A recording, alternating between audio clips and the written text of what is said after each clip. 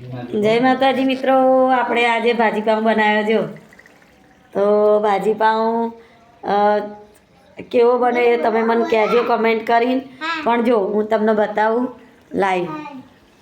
જો ભાજીપાઉં મારે એક હાથે ચમચો પકડું છું ને એક હાથે બનાવું છું, એટલે મેં આટલું કરીને પછી તમને બનાવું. જો ડુંગળી પહેલાં ઝીણી સમારેલી ડુંગળી પહેલાં વઘારી દીધી. એના પછી મેં ટામેટાં વઘાર્યા, ટામેટાં નાખ્યા. ટામેટાં પછી મેં ફુલાવરના બટાકા મીઠું એડ કર્યું.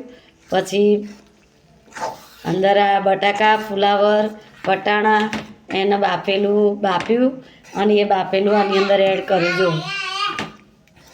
અને જો હવે આપણે નાખીશું આની અંદર મરચું.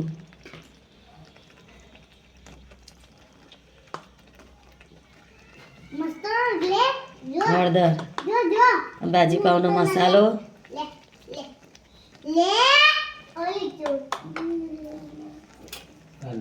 અને કોથમીર.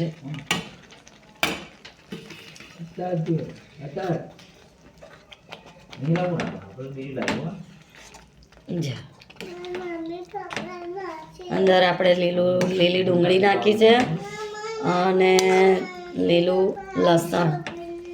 તો જો ભાજીપાઉં આપણો બનીને મસ્ત તૈયાર થઈ જાય.